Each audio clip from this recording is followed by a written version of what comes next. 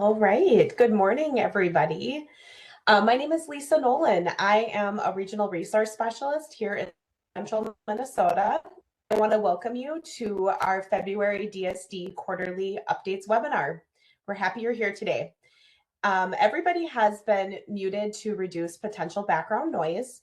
When connecting to audio, we do encourage you to use the Call Me option because this helps with your connection. To ask a question today, we ask you to use the Q&A panel on the right side of your screen. We will address questions as they come in. However, if there is no response back, we encourage you to submit your question via the DSD contact form, which will be linked at the end of the presentation today. Today's session is being recorded, and the PowerPoint and recording will be available on the DSD Training Archive page after this update session. We have a session full of great information for you all today, including a variety of speakers, followed by our DHS announcements and upcoming training sessions, webinars, and resources. Please note that the information that is shared during today's session is current as of today, and we encourage everyone to sign up for our e-list announcements to be made aware of changes in a timely manner. I'm going to now turn it over to Heidi to discuss the new employment and informed choice training requirements. Heidi?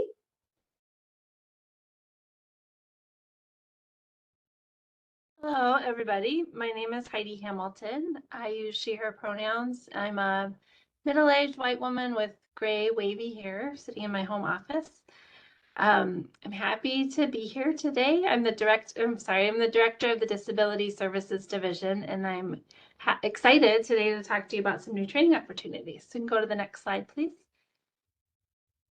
So we will be talking about the informed choice and employment training.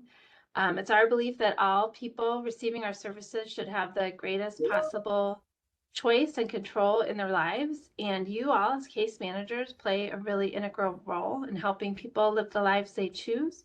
And I want to thank you, each and every one of you, for your dedicated work to the people of Minnesota.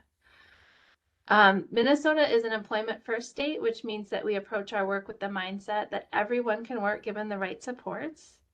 And we're in the midst of a national movement that prioritizes competitive integrated employment for all people with disabilities.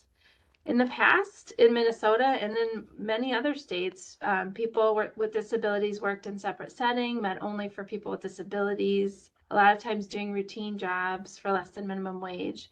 And today, more people with disabilities are choosing employment in the community, finding jobs that fit their unique skills and talents. Employment is the next stage in the civil rights movement for people with disabilities. And simply put, people with disabilities want to work. They want to have the same opportunities as everyone else, including having the opportunity to earn competitive wages and pursue careers in the community. The expectation is that people with disabilities will be offered opportunities to work in competitive integrated employment in the community, earning minimum wage or higher, and that they will have the supports they need to be successful. So the belief that you have that employment is possible can strongly influence whether someone chooses to work. Your role as case managers is to give people that you support the information and the experiences they need to make informed decisions about our work. So let's go to the next slide, and we can talk about some exciting new opportunities for case managers to really strengthen your skills around supporting people with employment and informed choice.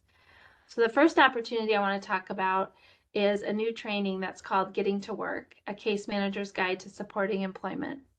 This is really important training that supports our employment first approach to integrated competitive employment. This training is required, and it's a one-time training that must be completed by all current disability waiver case managers by August of this year, 2024. And within 6 months of hire for any new case managers that are hired after that date. This also includes all contracted case managers. The training is available for enrollment currently. Please pay attention to our e-list announcements for instructions, timelines, and progress notes as we work together to complete this goal. Can move to the next slide for another great opportunity. This is the new upcoming informed choice training, which includes updated standards and it helps prepare case managers to support people as the drivers of their services and supports. After taking this training, you'll be able to define the case manager's crucial role to provide informed choice to all people, including people subject to a court-appointed decision maker. You'll also be able to outline the necessary elements of the informed choice decision-making process, and you'll be able to identify tools and resources to support informed choice. All disability waiver case managers are required to complete this training by March 2025 and then annually after that. And again, please pay attention to our e-list announcements for more information about this coming soon. And I'd like to again thank all of you for all of you do to help the people of Minnesota. And I encourage you to be excited about these trainings and look into them and keep your eye out for the e-lists. Thank you, Heidi. Appreciate that. All right, we're going to now turn it over to our next presenters, Andrew and Lauren, to speak on case management training updates. Thank you, Lisa. Again, my name is Andrew Johnson. I'm the Support Planning Informed Choice Team Lead here in the Disability Services Division, joined by my colleague Lauren Harrington, who is the Case Management Training Specialist. And as a reminder, on December 20th, episode 15 of the Building Your Skills training series was released. It was titled Monitoring the Support Plan. And when completing this training, you will be able to define monitoring, summarize the care coordinator and case manager's responsibilities regarding monitoring and adjusting services as needed, summarize the required meetings with the person and their team to discuss the support plan, describe a notice of action and why one may be required. And next, we'll provide a couple highlights from the training. Monitoring is sometimes referred to in waiver services as assessment with little a.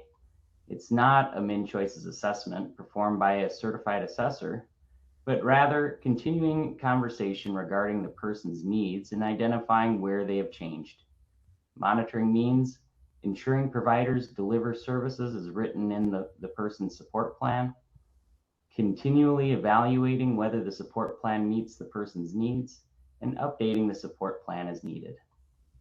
The needs of any person can increase or decrease, and the services and supports in the support plan should be adjusted to meet those needs. So when is a new assessment required? You'll need to use your professional judgment there.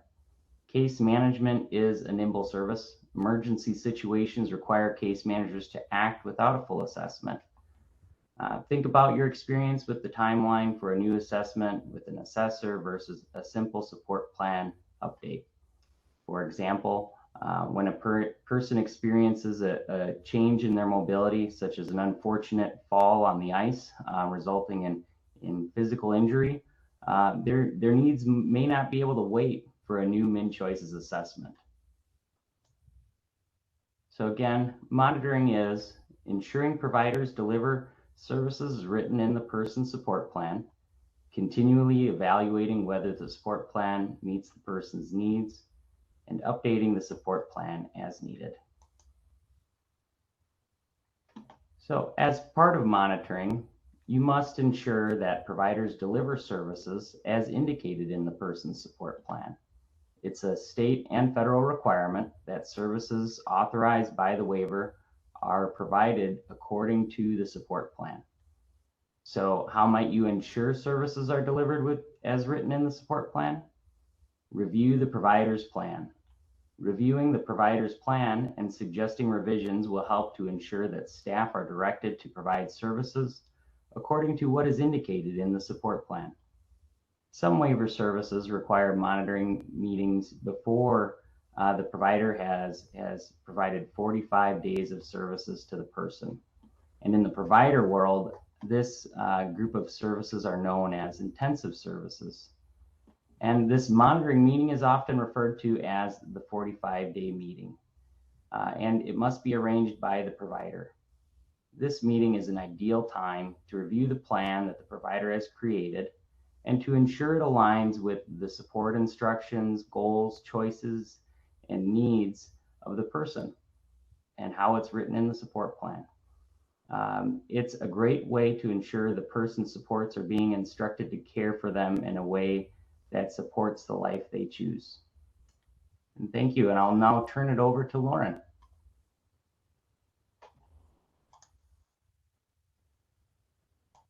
Well, good morning, everyone. Welcome to today's DSD Updates. I just wanted to meet with you all and give a little plug for our upcoming new series, Advancing Your Skills. Many of you may be familiar with the Building Your Skills session, as mentioned by Andrew in his presentation. We have finished our foundational knowledge of our support plan building and are now looking to kind of take that next level, take that next step into the next level of training. So, advancing your skills, we're going to send more details around the topic.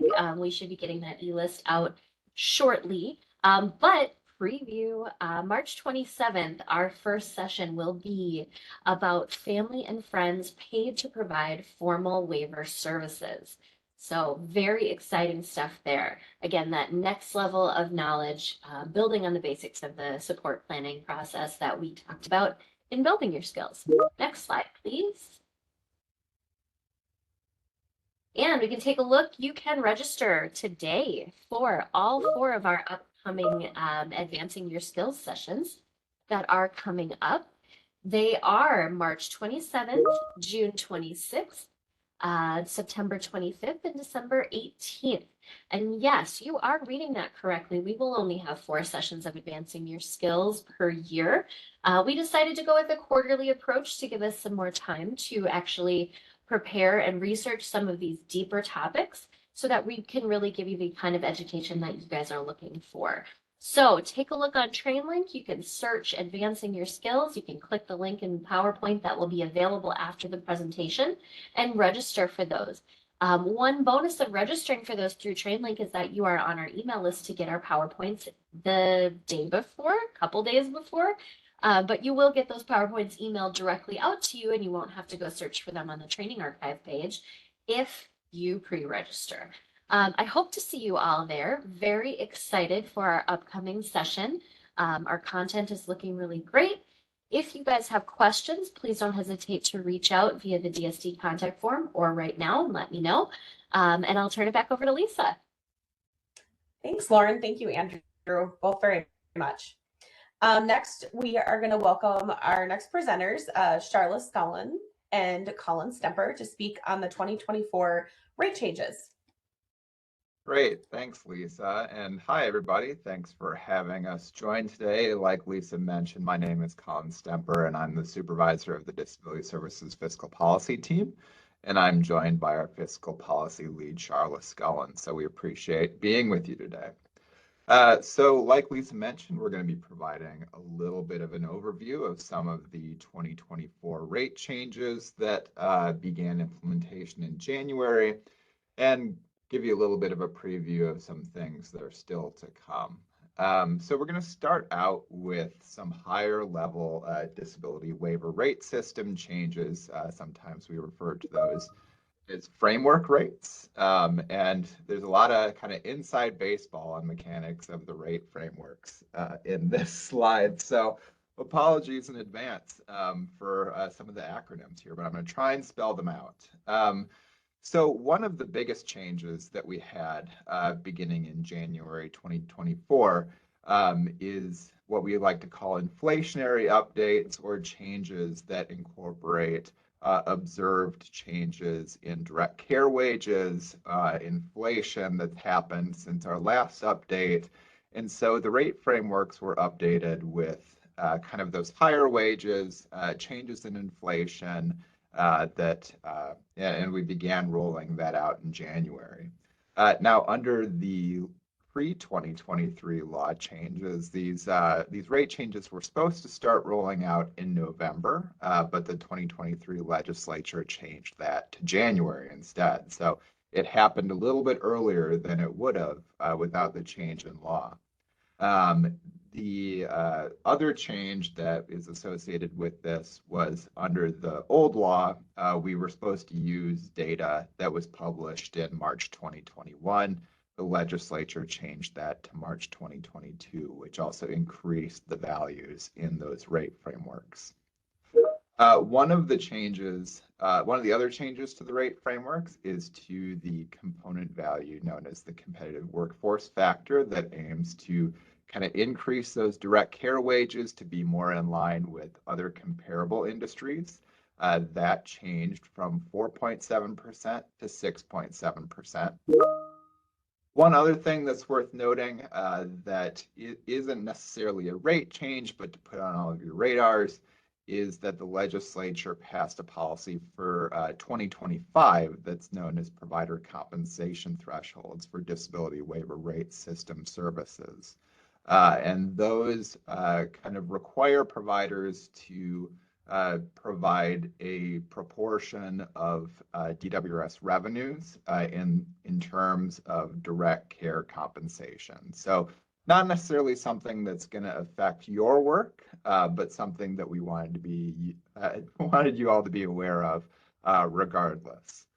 And when we look at percentages, the exact percent rate change that a person is going to have is really going to vary person to person and service to service. But generally overall, we expect this to increase disability waiver rate system spending by about 6.63% over this next biennium. And with changes coming in 2026, this would change or increase rates by an additional 5.28% in the following biennium. Next slide. All right, so as some of you may be aware of by now, we didn't get federal approval by the January 1st date that we were hoping for with some of these DWS changes. So following the legislative session, we at DHS had to seek approval for this from the Centers for Medicare and Medicaid Services, or also known as CMS, for several of these DWS changes. Ultimately, CMS did approve these changes on January 17th and required DHS to make the rate changes effective on January 31st in the waiver plan. So as a result, we had that time period between January 1st and January 30th that required rates to be adjusted. And earlier, it's still February, I'm being thrown off by the leap year. Earlier this month, we provided remediation information to each lead agency to kind of adjust rates for that January 1st through January 30th time period. So we appreciate the work that's been done to get those rates updated. We know in some lead agencies that work continues, and we just really appreciate all the work that you've all done in getting those rates in line with our federal approval status. Next slide. All right, so moving on to some non-framework rate changes, we had a cost of living adjustment for CVCS of 8.49%, and that also began in January of 2024. PCA rates also received an increase, and those changed to $5.95 for a one-to-one unit of that service, and that began in January 2024 as well. There's another change that aligned homemaker rates between disability programs and older adult programs. So for a number of years, there were rate increases that were applying to EW, for instance, for the homemaker service, while the disability waiver service kind of had a consistent rate and it didn't change for a number of years. So we're happy that those are now aligned and that those will be slotted for rate increases in future years as well. Finally, we also had a cost of living adjustment of 14.99% for home delivered meals in January. And after our last webinar, we got a question about whether that service rate was also going to be aligned with the comparable service on the elderly waiver as well. And unfortunately, those aren't aligned quite yet, but it's a direction we hope to move in future years. Next slide. So there are some changes, if you're an eagle-eyed viewer of waiver plan changes that you may have seen get approved in those waiver plans, and we are still working on implementing. So that's what we're covering in this slide.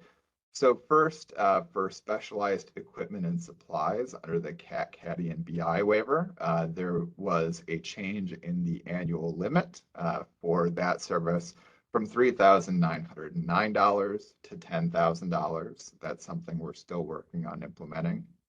There were changes to shared staffing options for 3 services. So for homemaker and chore services, previously those have been kind of a one-to-one service, and now they'll be available to be shared once we get some MMIS work done. And then for the suite of individualized home supports or IHS services, those have previously been available in a 1-to-1 or a 1-to-2 ratio. And once we get some system updates done, those will be also available up to a 1-to-3 ratio too. So there's some additional shared staffing options coming to those 3 sets of services. And of course, as with many things, we'll provide more information when these changes can be authorized in MMIS once those service updates are completed. Next slide.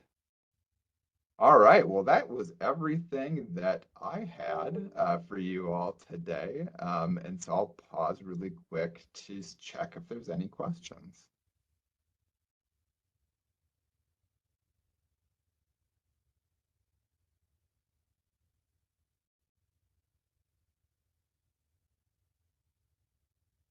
Hey there, Colin. As of right now, no questions have come in. All right, well, I'll hang out for a few minutes and keep an eye on the Q&A, and I really appreciate it. Thanks, everybody, and have a great day. Yeah, thank you, Colin. Thank you guys so much. Appreciate it. All right. Well, I think we will move on next here. We would like to welcome Kate and Ashlyn, who are up to talk to you from our lead agency review team.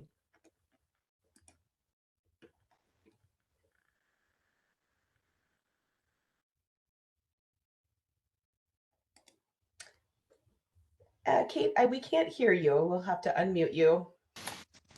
Thank you so much. Hello, everyone. Thank you for being here. My name is Kate Mackay. I'm a lead evaluator with the lead agency review team.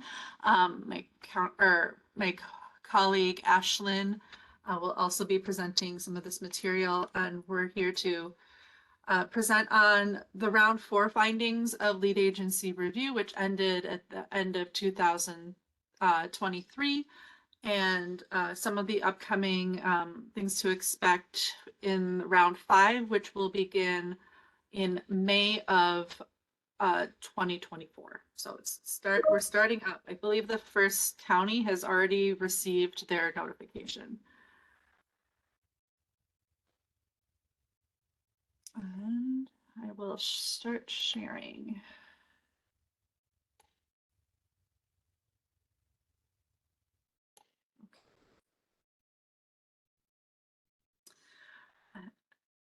Can you see? We're seeing your notes section. Well, that is. Okay.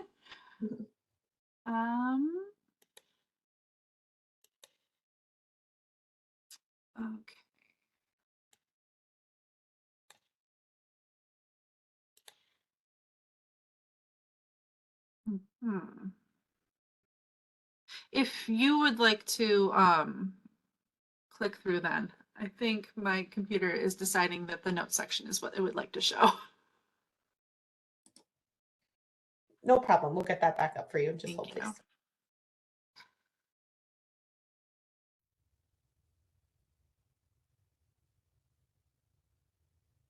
please. Okay, so we're going to go a little quickly through this first part. We added more slides than we're going to go over about the history and the overview, so that if you want to look at the slides, you can look at them. But you could click through to overview of the process, and then round 4 summary we're going to spend more time on, and then what to expect in round 5.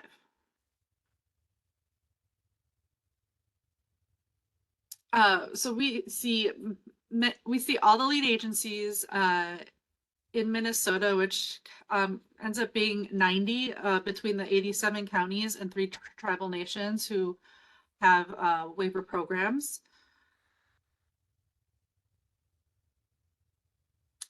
We've gone through, this is our 4th round. So since 2006, we've had this process in place, and we are starting with round 5 in May.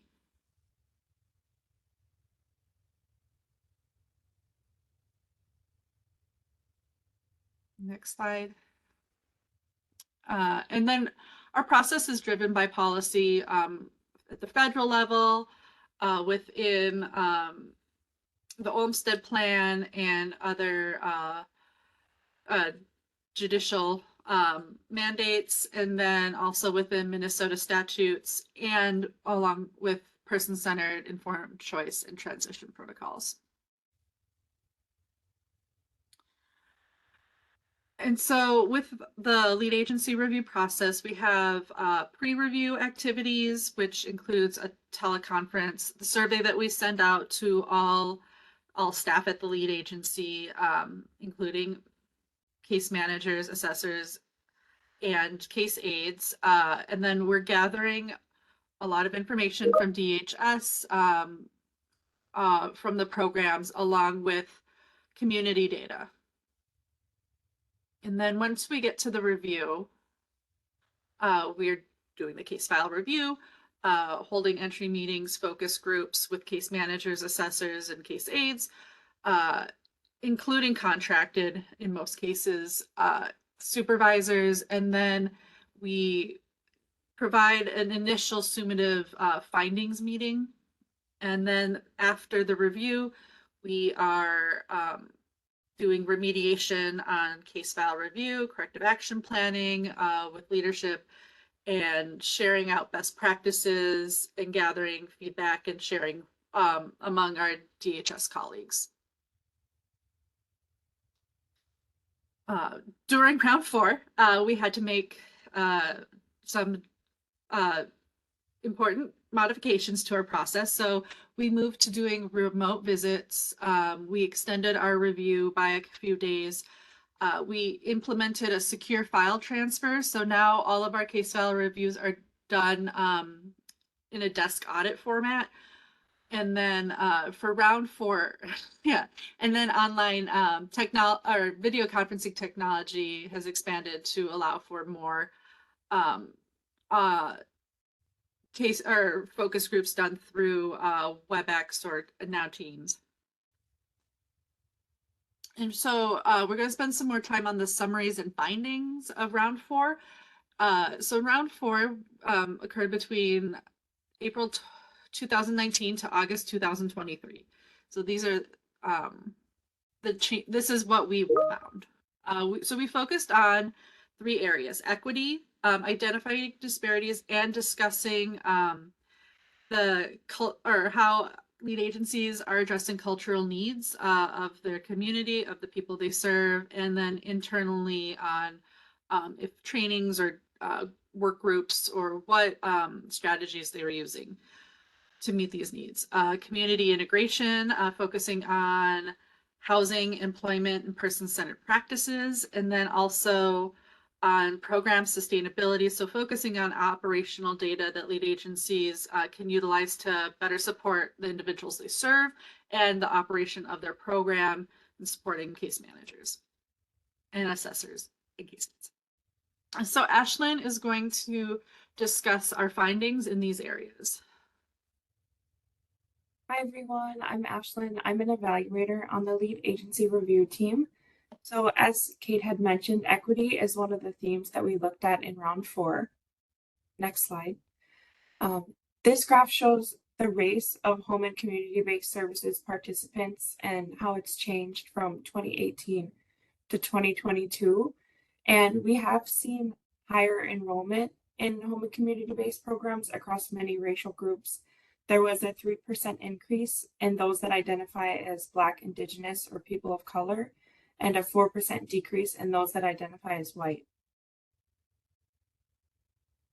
And this is kind of showing the change in who is choosing home and community-based services versus institutional services across racial groups, we saw that there was an increase in the number of people receiving home and community-based services across all racial groups, and there was a decrease in the number of people receiving institutional services for most groups.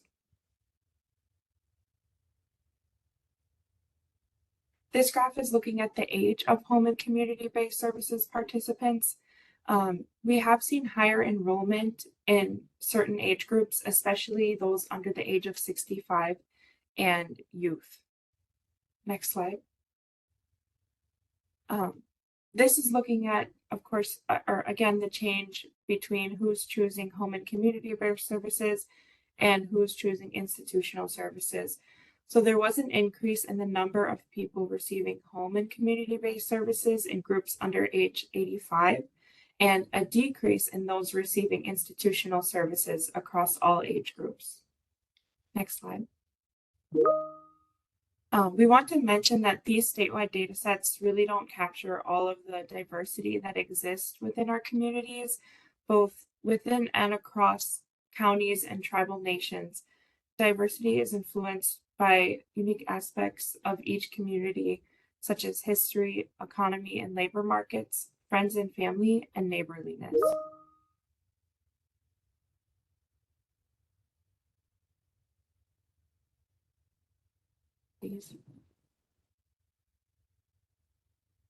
We found that some equity best practices are holding internal equity work groups, having trainings that are led by community partners and directly from cultural communities, having outreach at community events, and hiring bilingual staff.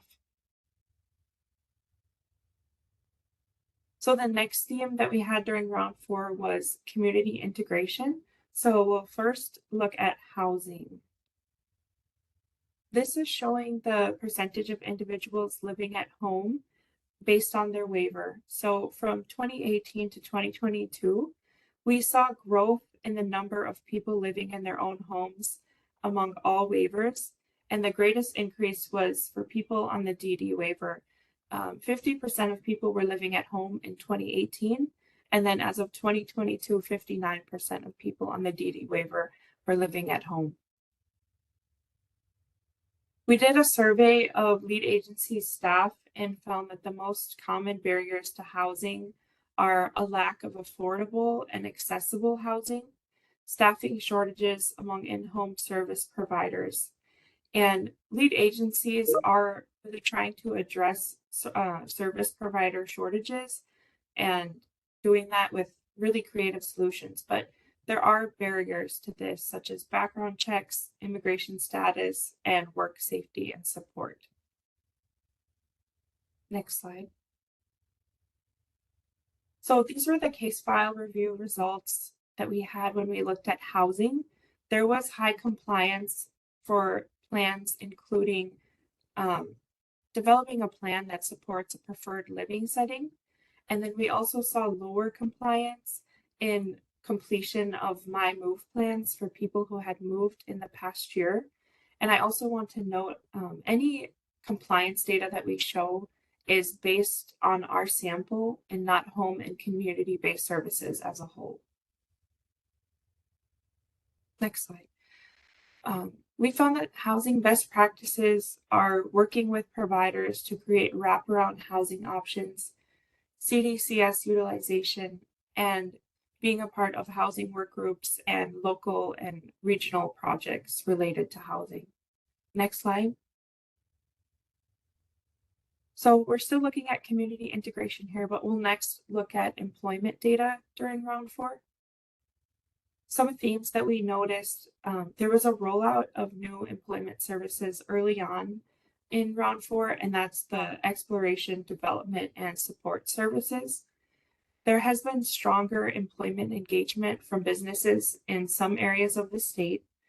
And of course, COVID-19 has deeply affected employment and employment opportunities. Next slide. So this is showing the income of people on CAC, CADI, and BI waivers. And on the left side of the graph, you'll see that $600 or more a month I just wanted to note that that is like a indicator that we use that someone might be competitively employed. And so for people on the CCB waivers, competitive employment grew by 2 points, while overall employment shrunk by 5 points. Next slide.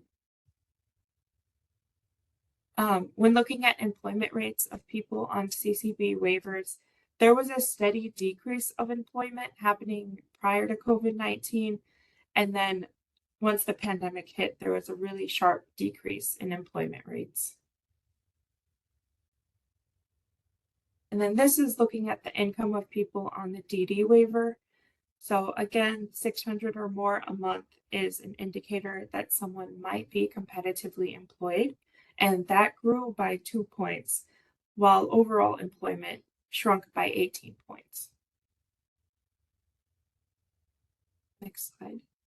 And then similar to the CCB waivers, we saw a steady decline in employment rates for people on the DD waiver. And then once the pandemic hit, there was a sharper decrease in employment. We did a survey of lead agency staff and found that the most significant barriers to employment are transportation, especially in rural areas, employment service shortages, and limited opportunities in local job markets. Next slide. So these were our case file review results when we looked at employment measures, and we did see a significant increase in compliance across every employment measure that we looked at. So on this graph, the measures are all listed on the left there. The green is round 3 and the blue is showcasing round 4. So you can see that there have been increases for each of these measures.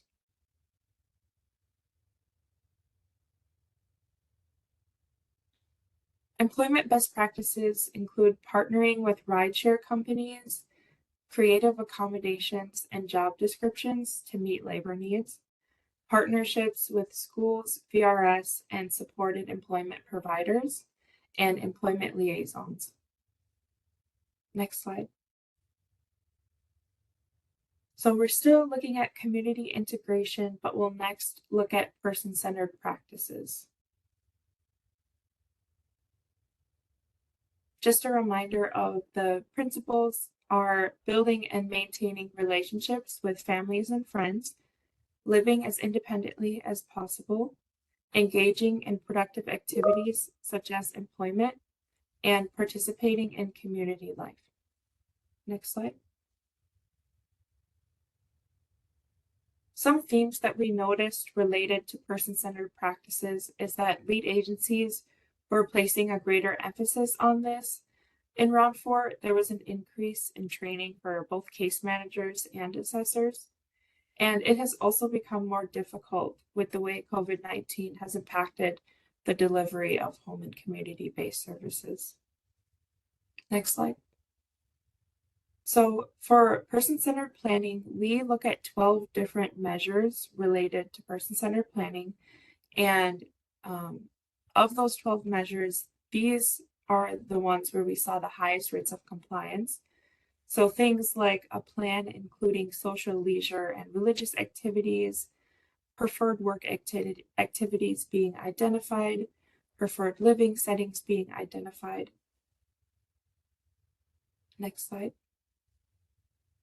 And then out of those 12 measures, this is where we saw the lowest rates of compliance. And even with that, I do want to note the progress from round 3 to round 4 when looking at that second measure listed, that a plan includes a global dream statement. 44% was the compliance in round 3, and then 79% was in round 4.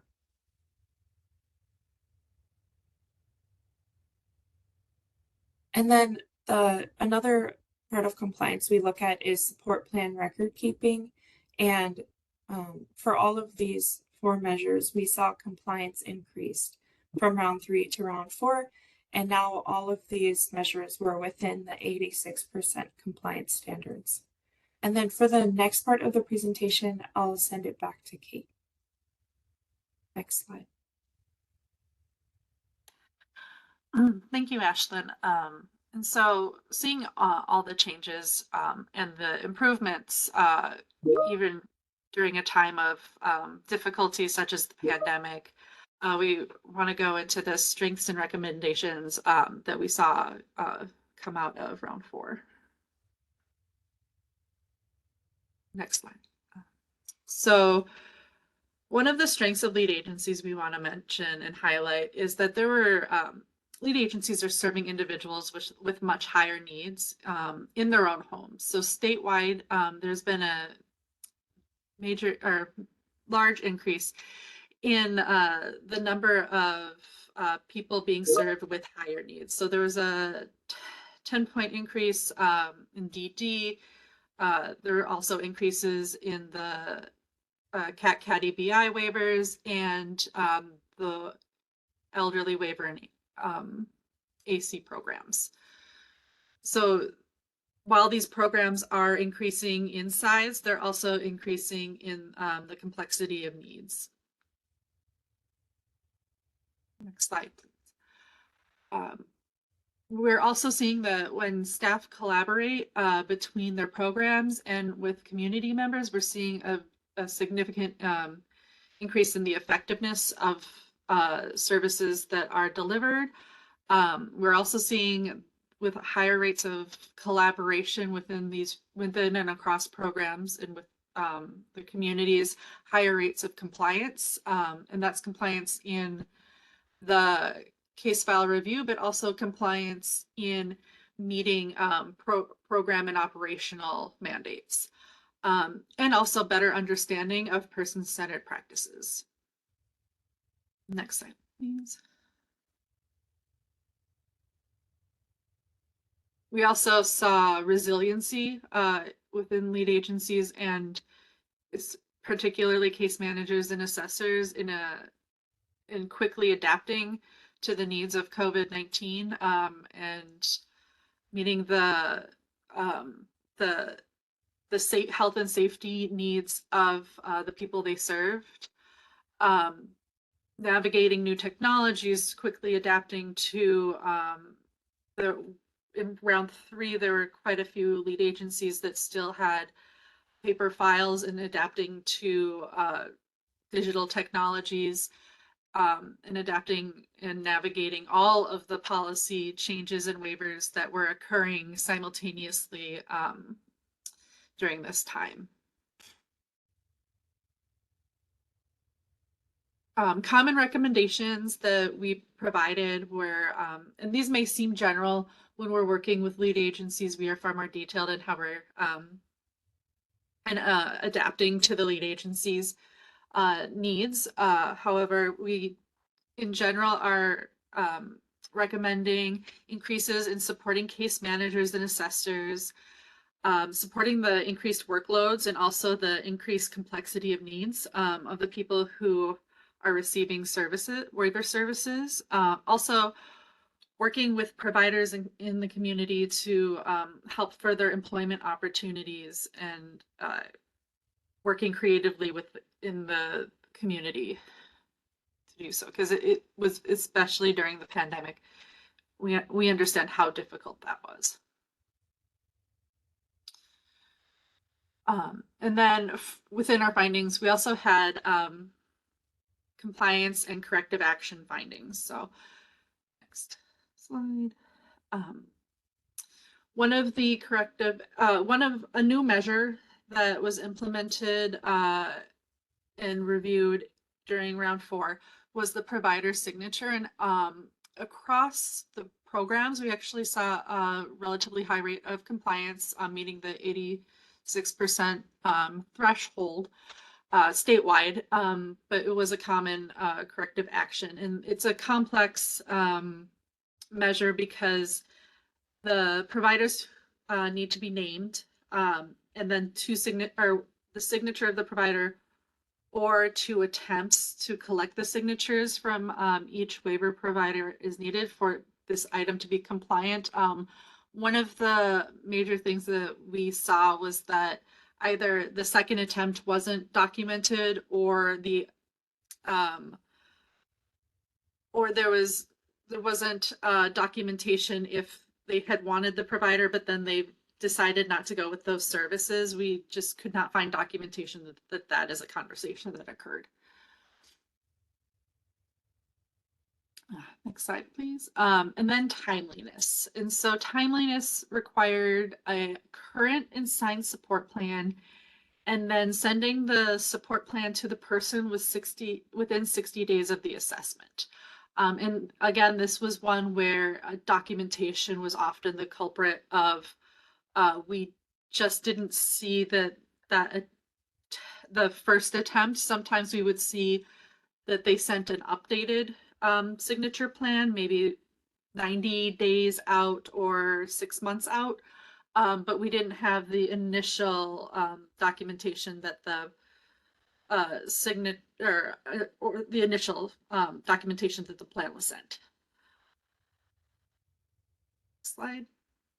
And then the 5 most common corrective actions were the timeliness, needs identified and documented in the support plan. Oftentimes, not every single need was transferred from the assessment over to the support plan. Oftentimes, these were also needs that were met with natural supports, or the person had come up with another way of addressing them, and that wasn't documented. With the new Min Choices revision, we have tested this, and we're really hoping that this is going to be effective in fixing this issue with compliance. The support plan developed using person-centered documentation. Oftentimes that was missing documentation that the plan was sent to the person. Provider signatures, and then service details that were included in the support plan. Oftentimes service frequency was missing. Next slide, please. So what to expect in round 5. We will be doing our first visit to Isanti County in May. We already sent them their notification, and I believe we already have meetings set up. So this is going to be a hybrid review protocol. We are going to continue doing remote pre-visit activities, remote case file review, and remote exit meetings. We will have in-person site visits with the lead and a meeting evaluator. So myself and Ashlyn, just 2 of us would be coming out to the lead agency. We heard a lot of feedback from lead agencies in round 4 that they really appreciated the remote case file review. It seemed to take a lot of stress off of lead agencies. In round 3, we used to come in, we might have 8 people coming in, and it was rather disruptive, we heard. But we also heard, and we ourselves feel that we missed that site visit, meeting with people, seeing the community, seeing everyone in person. So this is how we're going to move forward with round 5, but we still have the ability to move to a remote site visit if weather or health, or I really hope we don't run into any more shutdowns, but we have that ability to adapt. Next slide, please. We're refining some of our themes, so we're weaving equity into more of our measures. We're also, we have access to more data, and then community inclusion, access, and integration. And then we're going to focus on capacity aspects of program sustainability.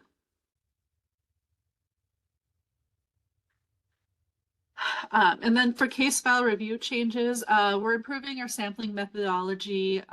We're able to balance more of the contracted and county tribe managed cases. We are unbundling signatures and support plan completion. So in round 2, 3, and 4, we required a signature for the support plan to be considered valid, and then if the signature was not there, we would not look at any of the items in the support plan. Now we are unbundling that requirement.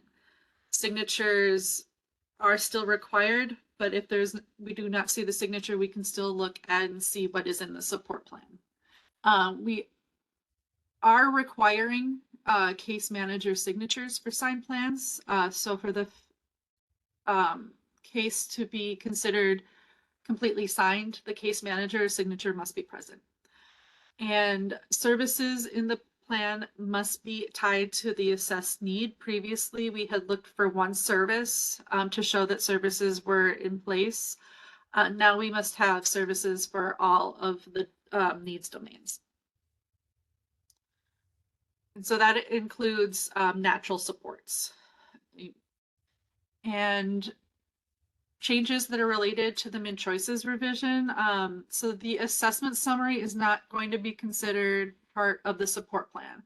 And we're just looking at the support plan for items that must be in the support plan. However, if there are items that do not need to be in the support plan, we can look at the revision, the assessment summary. And we have a list of items reviewed on our website for specific items that are required to be in the support plan.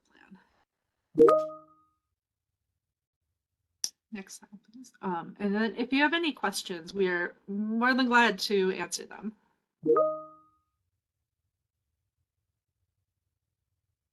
I just wanted to acknowledge, I did put in our chat regarding the resource for the frequently asked questions. We are almost done updating it. We just have to correct a couple of the links, so that should be uploaded soon. So please check back to our website. But the list of items reviewed that Kate just mentioned is active on our website. So that one is there. Yeah, I'm responsible for that frequently asked question. So the goal is to have it up by the beginning of next week. Hi, there are a couple questions that have come in for you all. One was a clarification, I believe, on what are wraparound housing options.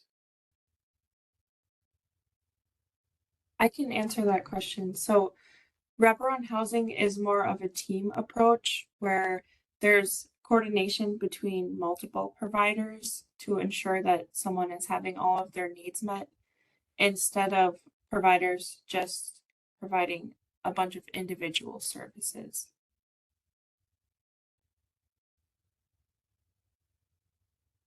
All right, thank you. Next question.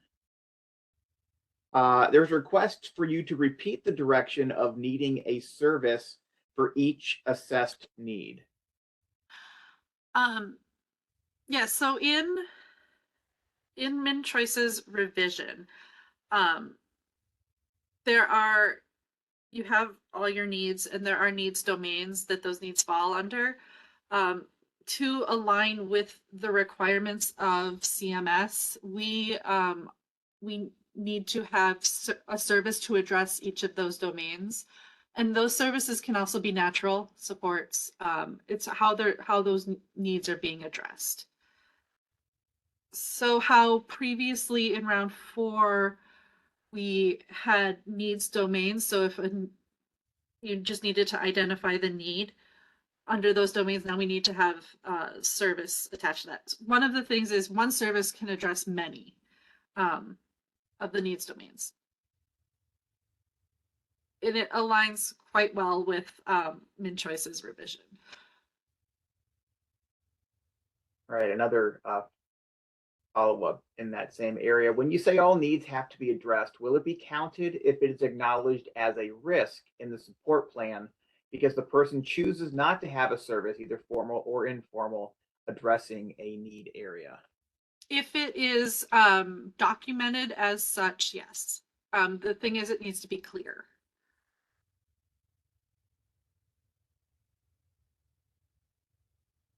We can find needs and services anywhere in the support plan. It does not need to be in a specific area. It's just what's most helpful for you to document it in a way that others can see it.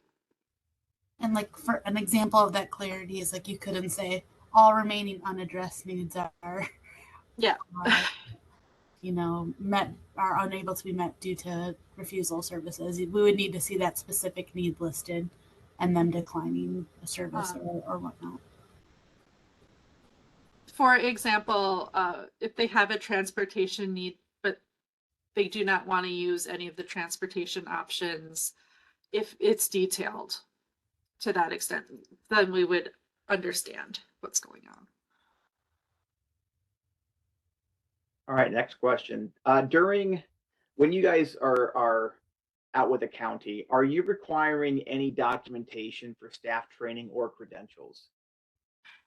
We are requiring for mandatory case management and assessor or case management trainings. The supervisor or someone within leadership needs to attest that everybody is meeting their standards, and then we will be providing the list of emails so that people back at DHS can clarify or can verify if people's trainings were done. However, this is at the program level. We're not going to come after case managers or assessors. This is we're making sure that the supervisors and directors are attesting that everybody has done their training. Next question. Previously, the person's law reviewed support plan included the CSP, CSSP, 6791A, 6791D forms. What documents from MnChoice's revision will be included as part of the person's support plan? We will, this is included on that list of items reviewed, but we are requiring signature pages. We have access to anything that is in MnChoice's revision that has been uploaded.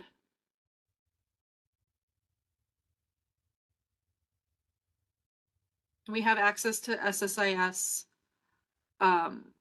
So there will hopefully be fewer items that need to be sent to us, but that is within the items reviewed. All right, next question. Is there direction if a person does not want to address a need?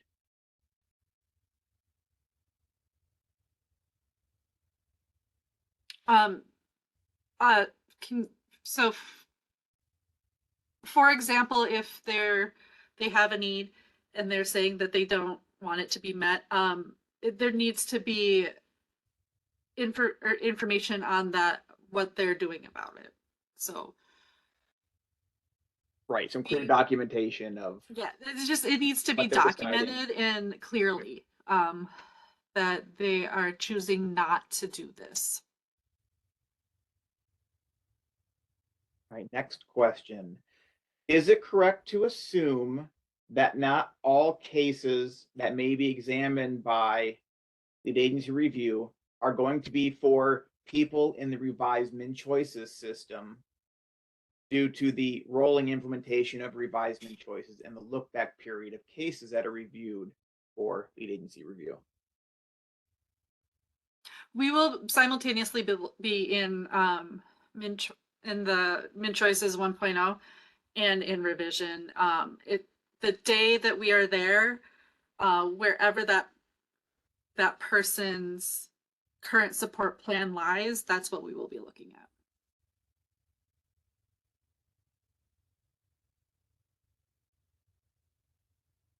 Another question, I don't know if you're able to answer this, but it says, can you clarify?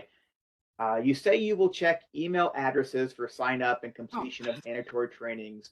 So then is there another means of attestation or confirmation of completion if the training is done in a group format? For example, one person signs up for the training and projects in a conference room with multiple participants at one time. The trainings we are looking at, they are the required the new employment, the new informed choice training. So those are not, I believe those are not provided in a webinar. They are all online. So you sign up for them and do them on your computer.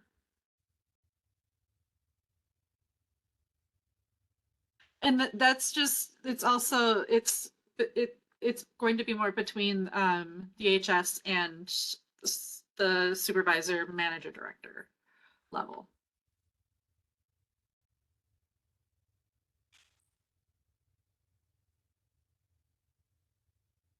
It's also something where we will, all right, when we do this, we will, if all staff have not done the mandatory trainings, they have 60 days to make sure that they're done. So it's a remediation process.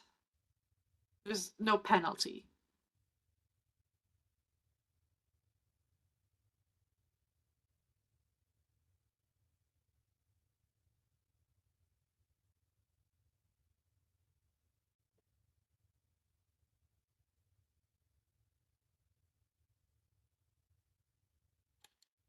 All right. I think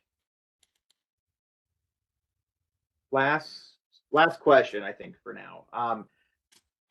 During the reviews at various counties on the timeline of when it happens, will this review agency also realize that all areas of the state have gone through an unprecedented period of extended time, February, so 2020 till now, dealing with the health and the pandemic and how it changed what we do and what is available for people as far as services and even case managers, staffing at contracted agencies. So there needs to be grace for counties where small, large, or rural metro and figuring out in real time.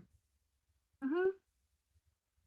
Absolutely. Our goal is to be a partner, and we want Minnesotans to receive the best services that they can receive, and we want lead agencies to succeed in delivering those services and ensuring the well-being of Minnesotans. So we're partners in this, and we acknowledge and we see it especially during the review, and it's a large topic of conversation.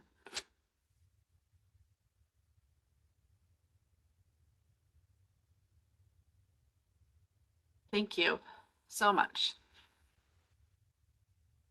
Okay, thank you. Thank you so much, lead agency review team, Kate and Ashlyn, for being here and answering questions. I next up would like to introduce our next presenter, Libby. She's here to discuss some rate updates from our Aging and Adult Services Division. Libby? Hi, everybody. Hope everyone's having a great winter, March, spring day, or it's not March yet, but almost. I want to talk about AC and EW rate changes and the case mix budget changes. And so what I'm going to do is review the increases to consumer-directed community sports monthly budgets for elderly waiver and alternative care, and also review the rate increases and rate-setting methods and changes for ACEW and essential community supports. And if you like reading the law, it's in the Laws of Minnesota 2023, regular session, Chapter 61, Article 2, and those are the sections that all these changes transpired in. Next slide, please.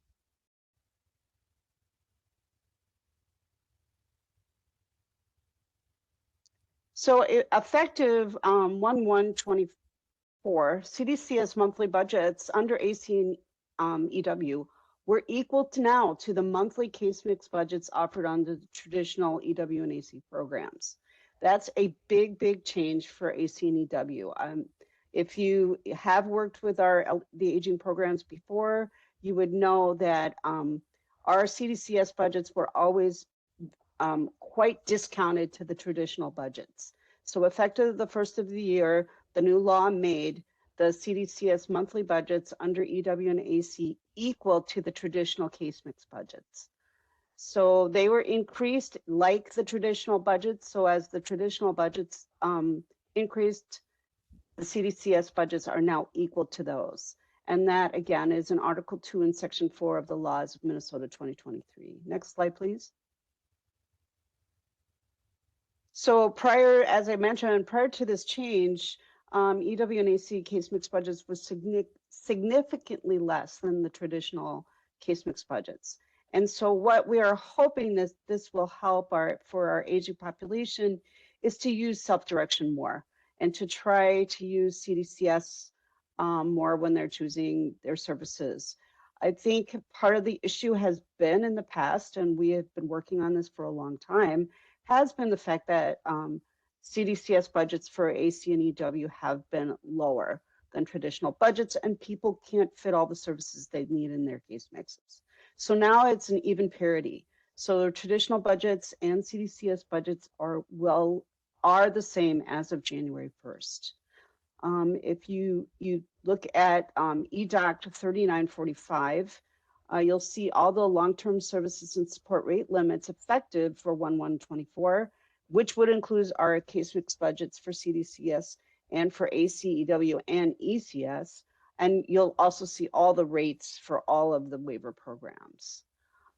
Required CDCS case management for AC and EW still remains outside of the CDCS case mix, and so does required background checks. And right now too, because the budgets are equal, the conversion rate process is now the same for CDCS and traditional. Before, there was two forms that you needed to use for conversion rates because there was a significant discount in the CDCS budget. Now that the budgets are the same, the conversion rate process is exactly the same. The form used now for all conversion rate requests is 3946.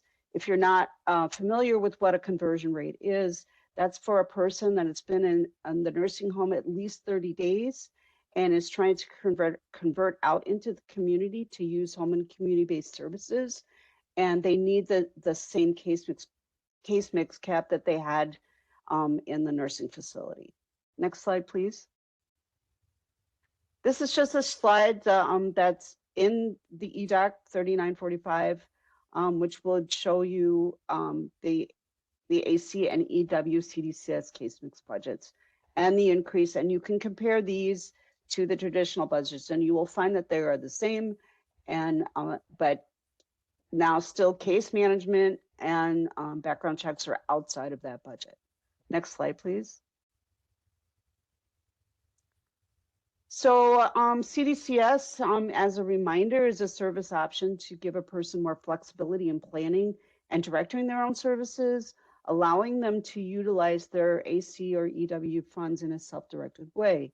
So the person would decide who provides their help, what help they need within their budget, when their care will be provided, and how much responsibility they want. It's another way to get your services without a formal provider or a traditional provider. You can have a mix of designing your own services, and you can also use traditional providers at the same time. Next slide, please. So participants do develop their own support plan.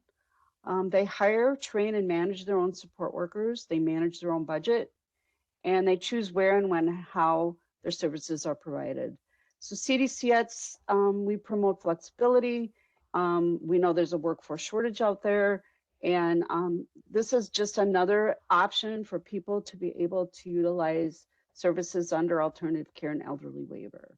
Next slide, please. Also, I want to bring to attention, there's some rate increases and rate setting method changes for the aging programs that were also effective, effect 1/1/24. So the following for the services on this slide, the rate increases were fully implemented for adult day, caregiver counseling and training, chore, customized living and 24-hour customized living, environmental accessibility adaptations, and that increased from 20,000 to 20,600 annually for a person. Homemaker, home delivered meals, individual community living supports, and the adult companion and respite. Next slide, please. Here's just a copy of the rate sheet just to show an example for the rate and budget changes as of January 1st. And if you look at the rate sheets, you'll see what the rate was in July and what the new rate increase is for January, and that's the same for the case mix caps. Next slide, please. Any questions? And I really appreciate bringing this information to you. And if you have any other questions outside of this, you can email me.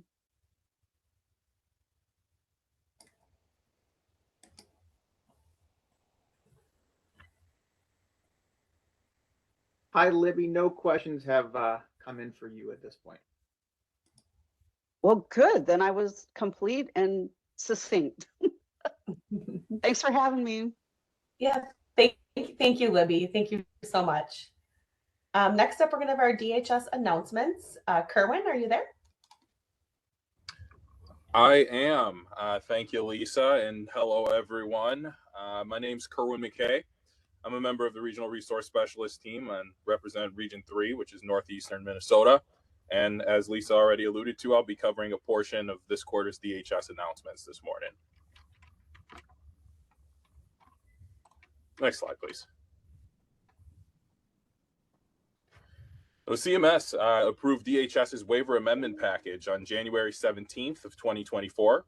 The amendment package affects the following waivers: the brain injury waiver, or BI, the community alternative care waiver, or CAC, the community access for disability inclusion waiver, or CADI, and the developmental disabilities waiver, or DD.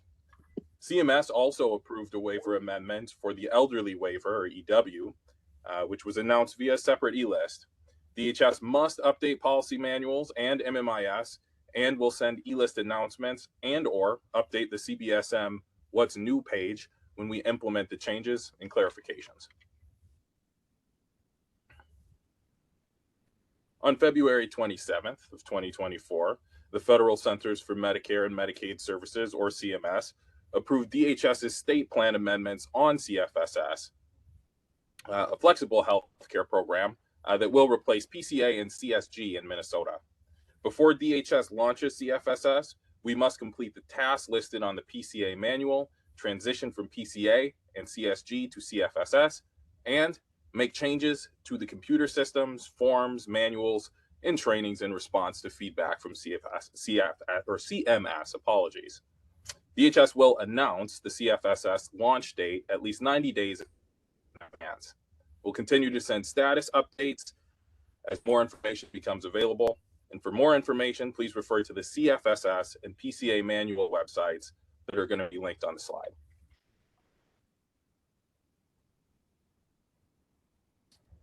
DHS will also continue to distribute a weekly e-list on Tuesdays containing all announcements for the week. Occasionally, we will need to send lists outside of the weekly announcement about timely matters, which include emergencies or disasters, critical systems messages, critical incidents, or messages to very specific audiences. Lead agency staff can subscribe on either the AASD or DSD e-list CBSM page.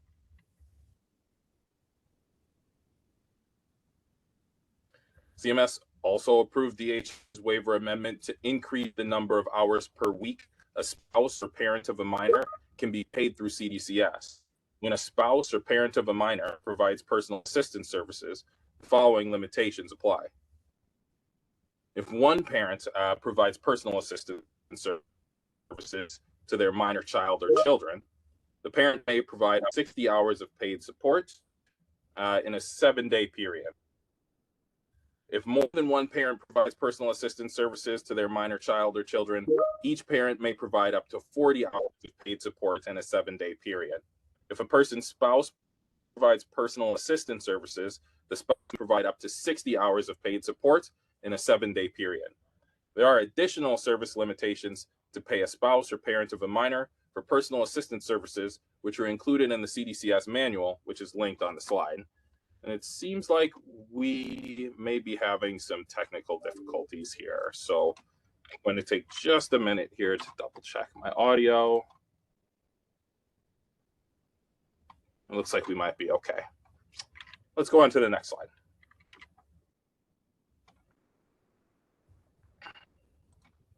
But please be advised that the lead agency is responsible to follow its standard protocol to review and approve revision requests. To increase the number of hours a spouse or parent of minor can be paid, the lead agency must ensure that services fall within the description and allowable costs of the personal assistance services category. Must also ensure that service hours meet the basic waiver criteria for allowable expenditures, and that paid tasks are not activities a spouse or parent of a minor would ordinarily perform or be responsible to perform, as well as ensuring that requested revisions are within the person's budget amount. If the lead agency approves additional hours that result in overtime pay, the person is still responsible to adhere to the overtime provisions of the U.S. Department of Labor's Fair Labor Standards Act, or FLSA. The person should contact their financial management services or FMS provider for assistance as needed. Lisa, we still having some technical issues. Yep, Kerwin, I think I'm going to take over for you. I think your bandwidth is cutting out, so I'm happy to take over on 100 here. Yep. All right, we are moving on to status of MnChoice revision project phase 2. And is the slide advanced, Jody?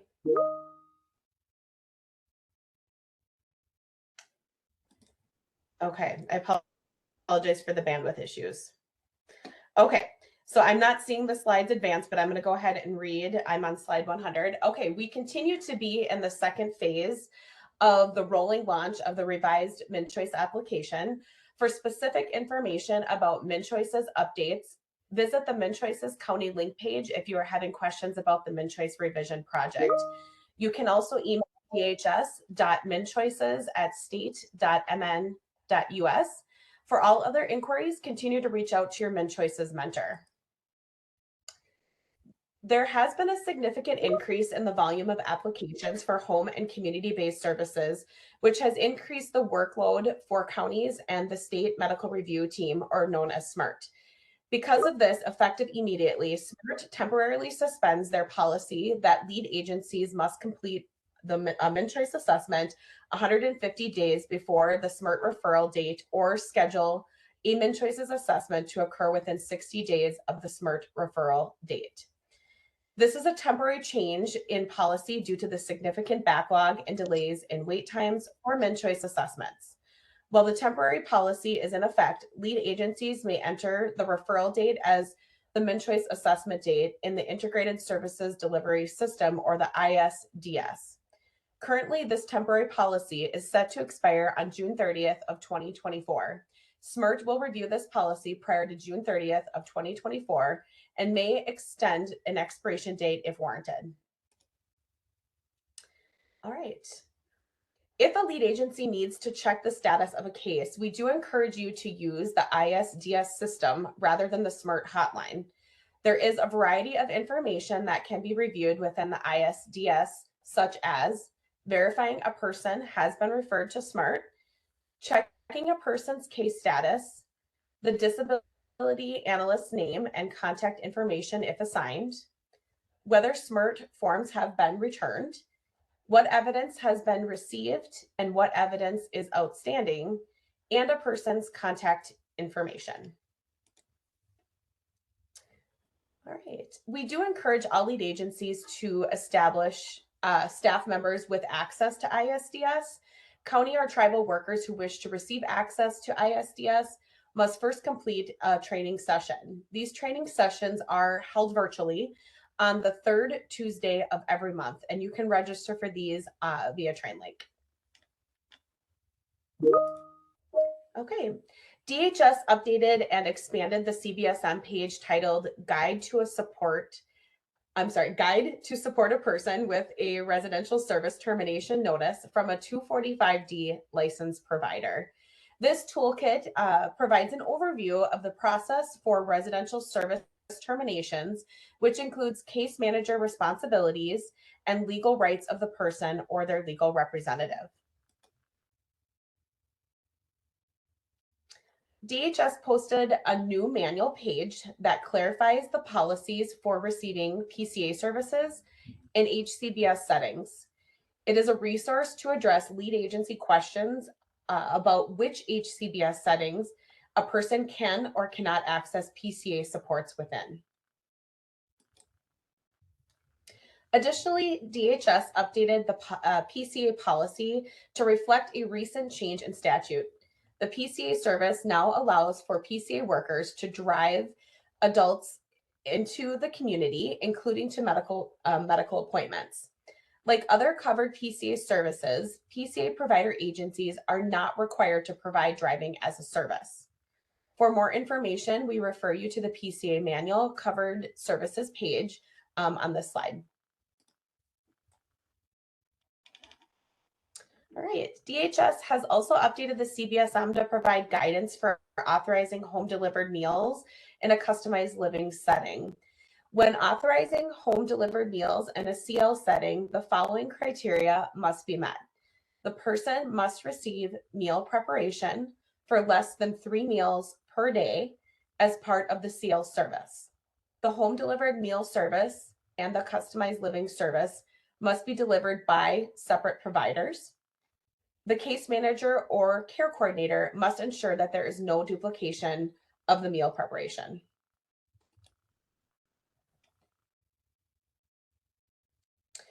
Starting January 2024, the Minnesota Department of Human Services will be sending providers revalidation notices. Providers will receive their revalidation request through their Minutes mailbox. If your lead agency is receiving questions from providers about this process, please direct them to check the revalidation section of the provider screening requirements page located in the MHCP Provider Manual, or call the MHC Provider Resource Center. We also wanted to make you aware that the microgrant window continues to be open. The microgrant is a grant program that is offered to people with disabilities and can be used for employment, housing, and community integration goals, with award amounts ranging from $100 to $2,000. The application review and grant award process may take up to 45 days to complete. Applications will be accepted from the person, their support staff, family, and friends.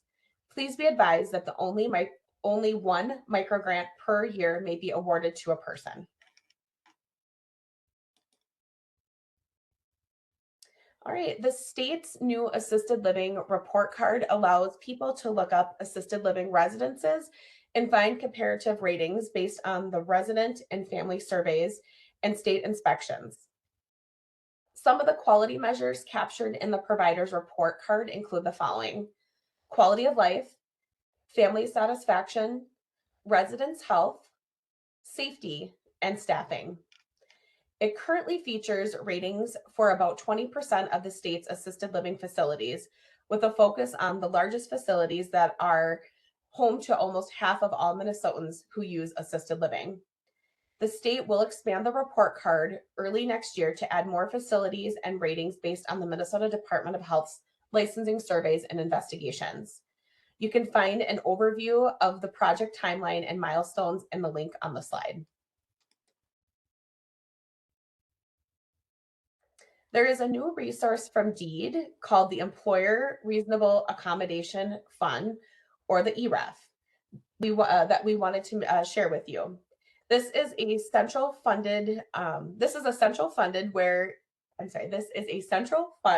where small to mid-sized Minnesota employers can request reimbursement for expenses related to providing reasonable accommodations for job applicants and employees with disabilities.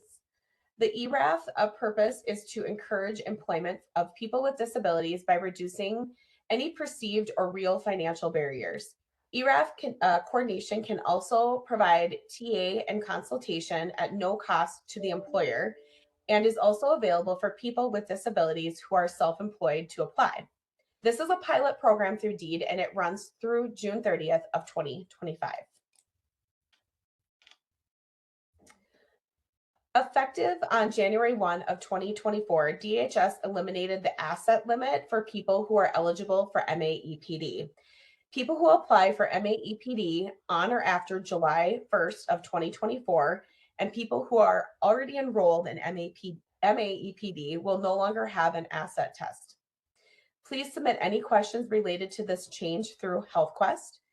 I'm now going to pass this off to my coworker, Chad Erdman, for the remainder of the DHS announcements. Chad? Thank you, Lisa, and thank you previously, Kerwin. Yes, I am Chad Erdman. I am the RRS for Regions 1, 2, and 4, part of the RRS team. I have the upper northwest portion of the state, and my home office is in Crookston. So let's talk about some E1MN information. E1MN is Minnesota State Agency partnership to advance employment first outcomes for youth and adults with disabilities. The Departments of Education, Human Service, and Employment and Economic Development are launching a series of regional meetings to help build local E1MN collaborations throughout the state. Attendees of these regional collaboration meetings will include members from local area schools, folk rehab, and lead agencies. Please connect with your employment mentor if interested in registering for future sessions.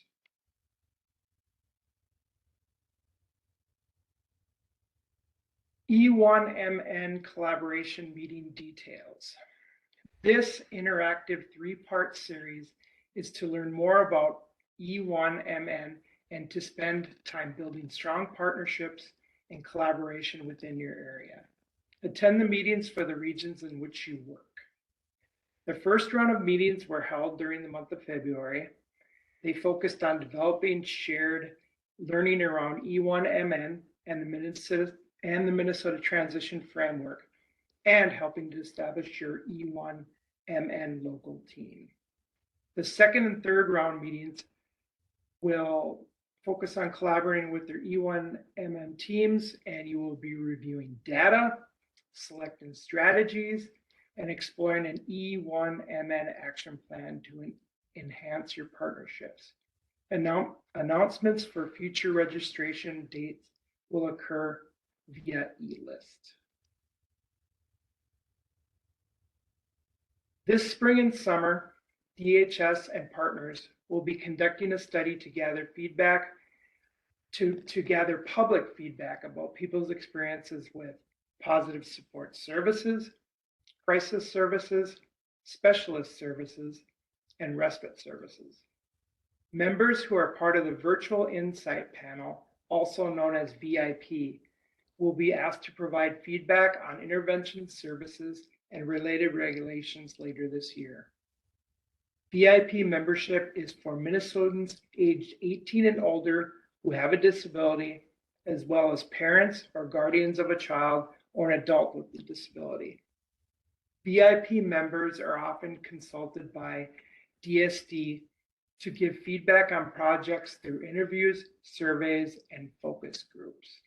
Lead agencies should encourage people receiving these services or their representatives to sign up via the Virtual Insight Panel, which the link is on the above slide.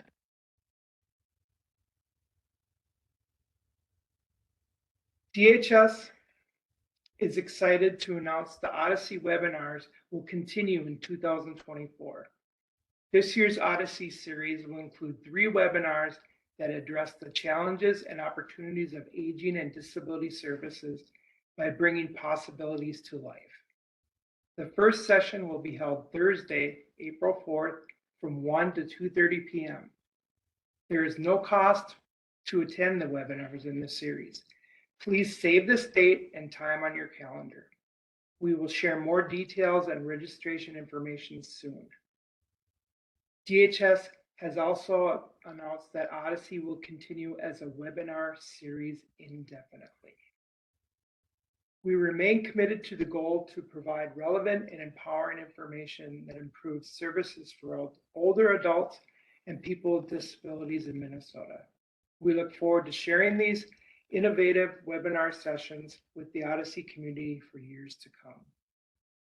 For more information, you can subscribe to the Odyssey email list or visit their website. They're both linked on the slide above. Let's talk about some upcoming training and sessions and webinars. This slide includes information about the upcoming Culture of Safety Orientation webinar. On March 5th from 1 to 4 p.m., lead agencies, tribal nations, providers, and interested parties are encouraged to attend a Culture of Safety Orientation webinar. This webinar will cover human factors and safety science principles that are vital to analyzing critical incidents and informed decision-making. Registration is available through TrainLink. You can find more information about the culture of safety on the website linked on this slide. DHS is hosting quarterly webinars for anyone interested in the Disability Waiver Rate System, or DWRS. These webinars are intended for providers, lead agencies, people receiving services, direct care workers, and other interested parties. These sessions are available to register on TrainLink. The DSD Training News and Information page is where you will find the latest trainings and webinars offered through our division. You will also find a link to the DSD Training Archive page that lists all past DSD trainings and handouts that have been recorded.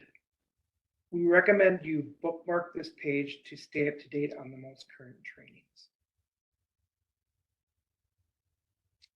We want to make you aware of some self-paced trainings that are available through TrainLink.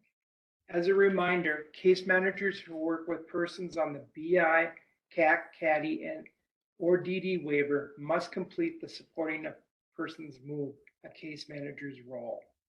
This course is online, on-demand course for disability waiver case managers to guide them through their role and responsibilities in supporting a person to find a need.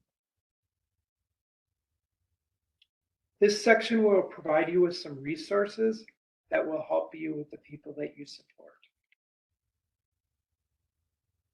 We remind you that DSD has a website that contains information and resources related to the direct care workforce shortage. It provides information such as state-sponsored work groups and provider resources. We encourage you to look at this page to keep updated regarding current efforts to address the workforce shortage. Here are links to additional resources regarding the workforce shortage that we have discussed in previous DSD updates. We wanted to highlight the DSD contact form to remind you to submit questions to DSD. The DSD contact form, or number 8168 in eDocs, provides a consistent way for people to submit questions and get technical assistance for DSD related topics. Last but not least, here are some of our foundational resources for communication and policy references for DHS. At this time, do we need to pause and see if there's any questions we need to look at?